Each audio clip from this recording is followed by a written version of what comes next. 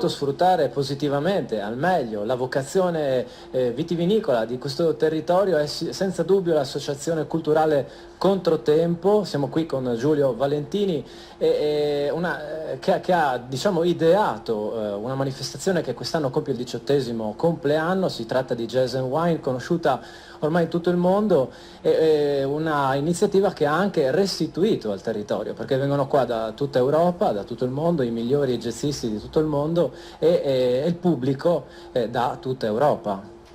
Sì, il festival è nato 18 anni fa, già subito con uno schema molto innovativo, perché 18 anni fa non si parlava tanto di turismo, gli avvenimenti culturali erano culturali e il turismo era un'altra cosa, invece il festival già da subito li mise insieme. Partì subito con l'idea di internazionalizzazione, cioè l'idea che a Cormons dovessero venire non solo italiani, ma insomma essere attrattiva per tutta l'Europa.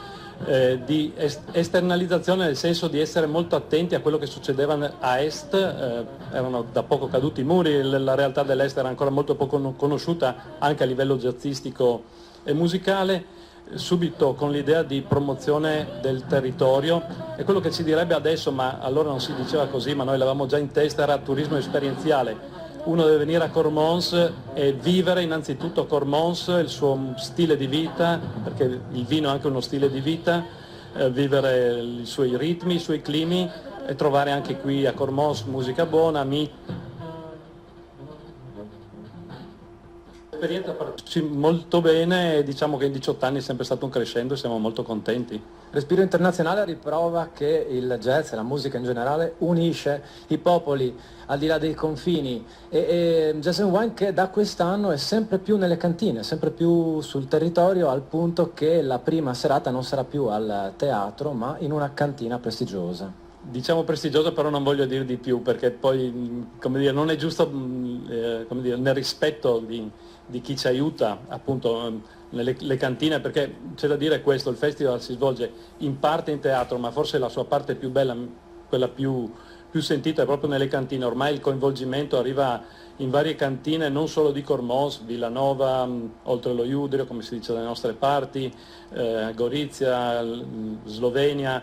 Quindi questo gruppo di appassionati di jazz che per quei 4 giorni si muovono su tutto il territorio, girano, apprezzano delle cantine, non solo il vino, ma è lo stile, l'accoglienza, l'ospitalità, e questo forse è il segreto, perché il vino buono lo puoi bere anche all'enoteca, anzi bevi vino ottimo in enoteca, però in cantina tu assieme al vino hai qualcos'altro che puoi sentire solo lì, e questo è il segreto delle cantine, ma anche il segreto di Jazz and Wine. Un'ottima accoppiata.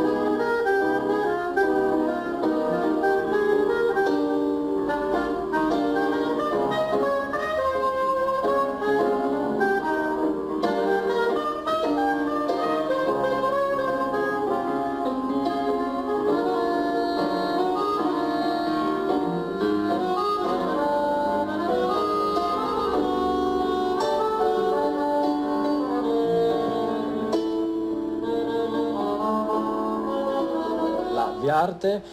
Diamo in anteprima una notizia fresca perché siamo qui con la presidente dell'associazione che organizza Amis da Montquarine, Elena Gasparin, fresca di direttivo, dove è stata presa una decisione senza precedenti. Insomma, per la prima volta la Viarte 2 giornate.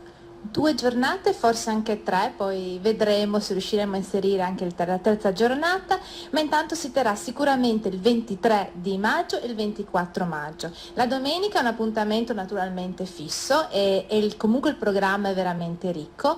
Il 23 ci sarà un'anteprima, prima nel pomeriggio tra l'altro in un cortile gestito da Cuor Mons, la nuova associazione che gestisce il centro naturale commerciale qui del territorio, che praticamente gestirà il cortile Kramer, della famiglia Kramer, baroni del Mestri, e ci sarà praticamente una presentazione del libro di Gaia Gioia sulle erbe spontanee. Poi queste erbe saranno raccolte e cucinate nella cucina appunto della famiglia Kramer, e insieme tra l'altro al cuoco di Cirque della trattoria Il Cacciatore. C'è poi una presentazione importante. E poi c'è una premiazione. Allora, c'è poi la sera ci sarà un altro concerto, finisco Nomentino il 23, un concerto in piazza probabilmente 24 maggio e poi in realtà il 24, il giorno proprio della festa da Viarte, sarà la premiazione del premio letterario Adolfo Zorzut. Questa è la quarta edizione, è un premio importante ed è un premio che a cui ci tengo veramente, perché anche il titolo del premio è particolare: da luoghi di guerra a luoghi di pace, caserme e territorio tra emozioni, ricordi e speranze. E questo è molto evocativo, prima di tutto perché sono i 100 anni della Grande Guerra. In secondo luogo noi abbiamo una caserma, siamo stati uno dei primi paesi che ha ricevuto dallo Stato la caserma, abbiamo abbattuto la muraglia proprio che circondava la caserma, e questo è un riappropriarsi di questi spazi, e molte persone hanno vissuto all'interno di questa caserma la loro esperienza proprio da militare, quindi anche è un riportare, un rivivere emozioni. Quindi invitiamo veramente la gente a partecipare con la prosa e con la poesia al premio letterario. Scadenza il 15 aprile, partecipate ragazzi e adulti, partecipate in trilingue, italiano, sloveno e friulano, tipico del multilinguismo tipico del nostro territorio. E la festa da Viarte tanto altro che non arrivo a dirlo, però credetemi è ricchissimo e presto sarà diffuso tutto il palinsesto della nostra manifestazione. Evidentemente il Quarin è un luogo veramente simbolo di Cormons. Un'ultima cosa, la festa da Viarte coinvolge tutti questi signori che sono seduti qua ed è un bel esempio di sinergia e di aiuto reciproco, quindi